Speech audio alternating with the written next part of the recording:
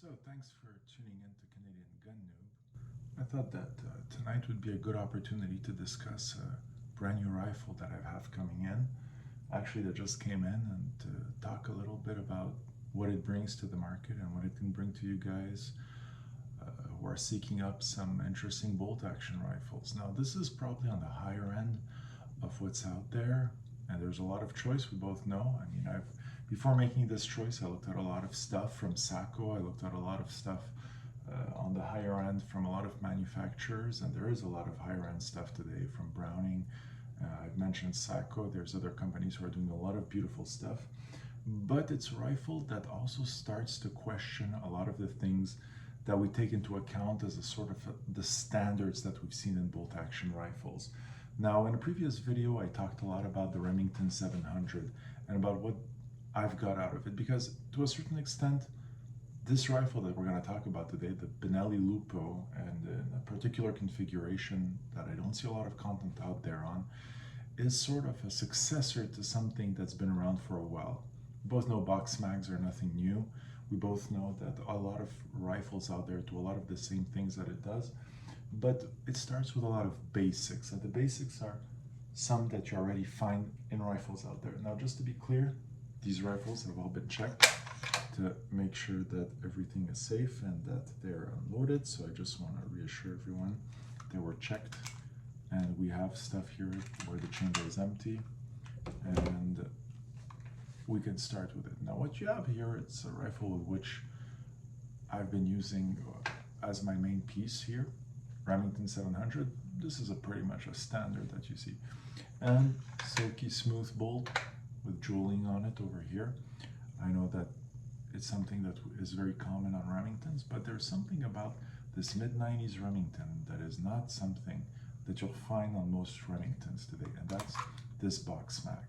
Now, the box mag on these Remingtons was actually made here in Quebec, which makes that pretty interesting for us, because it's actually pretty easy to find these around here, because the factory where they were made is actually not far from where I am.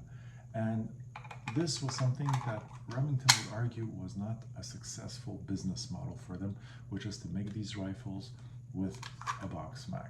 This one's in 30-06, and even though it was a little bit difficult to source this one out, at the end of the day, it's the model that I was looking for, because I think that having a box mag is actually something that is a pretty great advantage when you have these rifles. And when it comes to the Remington, it's as easy as this. Clicks in, beautiful metal mag, and it's as simple as click in and squeezing these two little items here to get it out. Now, this rifle is a pretty common thing that you see out there. I mean, it's not the only box mag out of a bolt action rifle. This has been out around for a while, but for a long time you'd see floor plates on these things, and you have a beautiful, beautiful, beautiful wood finish on this one. It's actually the reason why I chose this one. The wood finish on it was just out of this world. But it brings us up to what we see a lot more common today, which is a lot more synthetic rifles, synthetic stocks.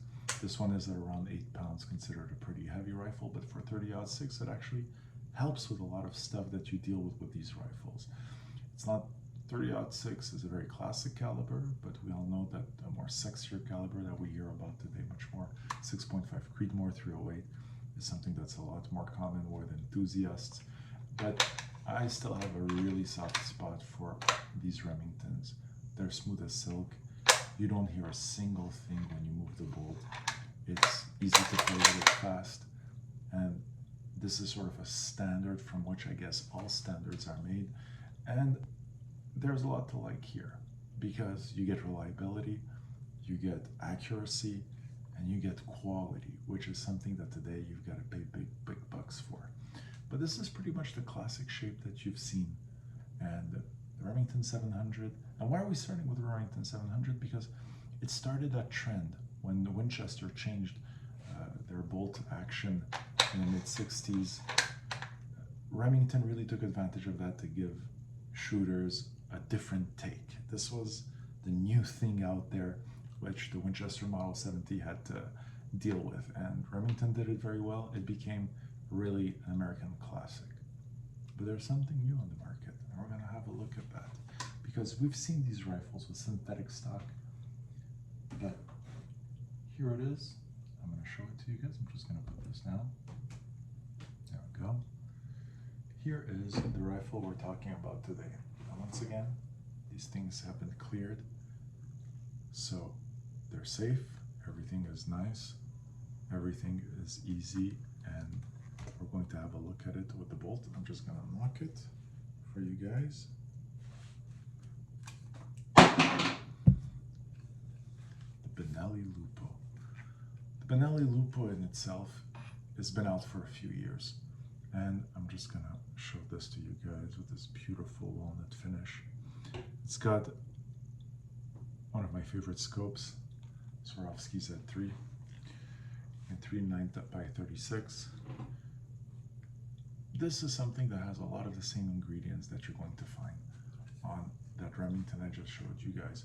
Obviously a box mag, but a very different box mag than the one I just showed you guys. This is a piece of plastic, but this is where the disappointment sort of stops in comparison to the Remington, because everything else on this rifle is on a different planet. Forget the blued finish that you saw. You still get nice bluing, but this is a different affair. This BEST finish is absolutely stunning, spectacular. This is something that Benelli really worked on. Cryo rifling, the cryo tube here is on a whole other level for this gun, and you really feel a sense of quality that you do have in the Remington, but that today you feel also brings it aesthetically on another level. So it's got the technology, it's got the cryo-treated barrel. There's a lot of stuff here which just takes that quality an extra step, a little bit like the Remington 700 brought to the Winchester Model 70 in the 60s. And this bolt is a little bit different. A lot of the Cerakotes you see nowadays, a lot of the treatments that you see, this is a completely different treatment, by the way. We're not talking about Cerakoting. This is really a proprietary thing from Benelli. But you're going to hear it when you move that bolt. You hear that? You hear that on the Remington. That rubbing on that metal rubbing. Obviously, the more it's going to get used, the more you're going to start hearing these noises a little less. But that's also where you see some differences from the start. This bolt is a whole different game. It's a different sense, still a 60-degree angle there, but this rifle brings things in a different direction. Whereas the Remington has those classic recoil pads, the system that Benelli brings, which is called Progressive Comfort, is a different take on how recoil management is done. There's adjusters that you can put on the back here to extend your length of pull. You can even put these shims here to change your trigger, the trigger distance. There is a lot of customization that this rifle brings, a lot of comfort that it brings that is very different from the level of comforts that you could expect from different rifles. Now, why would you choose this over a Sako 85 or something else on that planet of high-end rifles? Because there are a lot of high-end rifles.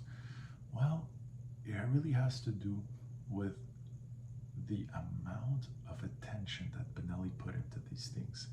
And it starts with the absolute perfect fitment of everything. It continues with the way the bolt is and the speed with which it works. Everything about this rifle feels like quality. Really, from the way you hold it to the way it absolutely just falls into your hand, the way everything is molded. It doesn't feel like anything was left out in the way this thing was detailed. And you can see it. It really looks different. In the way Italian cars look different from regular cars, and the way the angles bring in, it's just never boring to look at. Now, the Remington will always have its strength and that classic feel that makes it, and still makes it today, something absolutely reliable. But this is something different. This is an experience. Just to hold it feels like an experience. To shoot it is something else. It really is, at the end of the day, potatoes. The moment you have it in your hands and you pull that trigger, a lot of these rifles sort of lose themselves into the details. But from the way the safety is made, just very simple. The way you can eject the bolt with a little nicely varnished button over here on the side It's right over here. Everything just feels like an extra step, whereas the Remington, it almost makes the Remington feel like it's from another century, which it is from another century. But this really feels like a 20th century rifle. Now, at the end of the day, it'll still do the same thing that all these rifles do.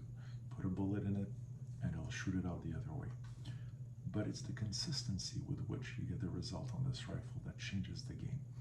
You've seen these videos on YouTube about these people getting those 1-inch groups, those three bullets in a 1-inch group. But the way these ones behave is completely different. The results you get is beyond the scope of consistency that you'd expect from a rifle, even at this price range. Now, the customization is great. Quality is great. Will it hold up the same way that this Remington has held up? And this Remington's held up great. Well, time will tell. But Benelli really backs it up with their warranty, really puts a lot of effort into making it a more consistent result from rifle to rifle, and only time will tell, as I said.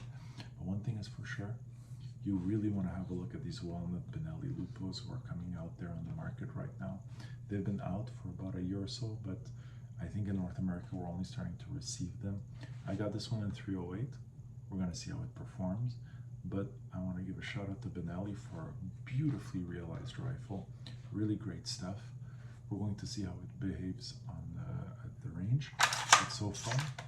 I have to say that on pros, you really have to give that to them on the finish. The cons, well, it's something that I see more common in rifles today because you get less varnish. Like on the Remington is completely varnished with that bowling ball RKS finish that they did on those that really give it that heavily glossed look. Everything nowadays has that satin finish, but you feel like with Benelli, that extra set of polish really makes it stand out. And I'd say on the cons, well, it's something that is more and more common in rifles today. Grinding sound. Never liked it. I don't think I'll ever get used to it. But there we got it. There we got it. Benelli Lupo. Thanks for tuning in. Hope you enjoyed this video. Please like and subscribe. I'd love to make more content. I'd love to hear more from you guys. And have a wonderful evening. Thanks.